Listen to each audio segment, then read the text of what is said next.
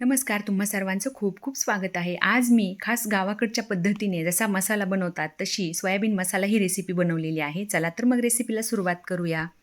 त्यासाठी सर्वात प्रथम सोयाबीन स्वच्छ धुवून त्यामध्ये पाणी व मीठ घालून गॅसवरती उकळण्यासाठी ठेवायचं आहे आणि इकडे मसाल्याची तयारी करून घ्यायची आहे. त्यात सर्वात प्रथम 3 कांदे मी हाताने फोडून गॅसवरती भाजण्यास ठेवलेले आहेत. कांदे भाजून होईपर्यंत सुके मसाले भाजून घ्यायचे आहेत. त्यात सर्वात प्रथम खसखस भाजून घेतलेली आहे. त्यानंतर अर्धी वाटी डाळ व्यवस्थित भाजून घ्यायची आहे. डाळ भाजून झाली की 2 चमचे धने ते पण खमंग भाजून घ्यायचे आहेत. इथे धने भाजून झालेले आहेत. त्यानंतर मी खडे मसाले भाजून घेत आहे. त्यामध्ये 3 लवंगा, 3 मिरी, दालचिनीचा तुकडा आणि कर्णफूल असे मसाले आहेत. मसाले भाजून झाल्यानंतर खोबरं भाजून घ्यायचं आहे आणि नंतर भाजलेले कांदे तव्यावरती घालून व्यवस्थित परतून घ्यायचे आहेत. कांदे परतून होईपर्यंत इकडे मी एका मिक्सरच्या भांड्यामध्ये खोबरं आणि लसूण हे फोडणीसाठी वाटून घेत आहे.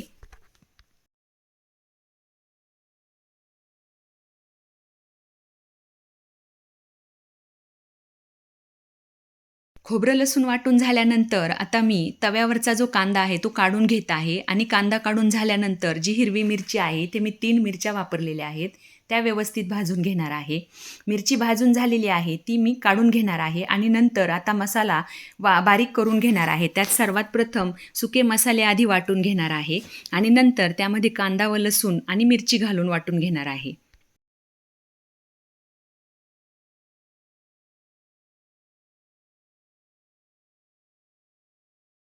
इथे मसाला वाटून तयार झालेला आहे. आता फोडणीची तयारी. त्यासाठी सर्वात प्रथम कढईमध्ये मी 3 ते 4 चमचे तेल घालून घेतलेलं आहे. तेल गरम झालं की यामध्ये ते वाटलेलं खोबरं आणि लसूण घालून छान परतून घ्यायचं आहे. खोबरं लसूण परतलं की अर्धा चमचा हळद, 3 चमचे घरगुती काळा मसाला घालून थोडंसं परतून घ्यायचं आहे आणि नंतर त्यामध्ये वाटलेलं वाटण घालून घ्यायचं आहे.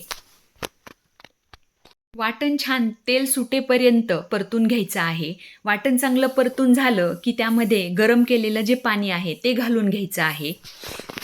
मसाल्याच्या भाजीला गरम पाणी घातल्याने भाजीचा रंग छान येतो.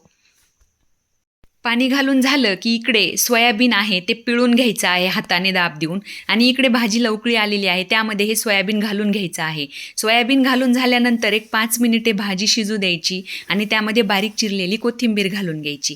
तुम्हाला माझी ही सोयाबीन मसाला रेसिपी कशी वाटली ती मला कमेंटद्वारे नक्की सांगा आणि हो मला सपोर्ट करा. धन्यवाद.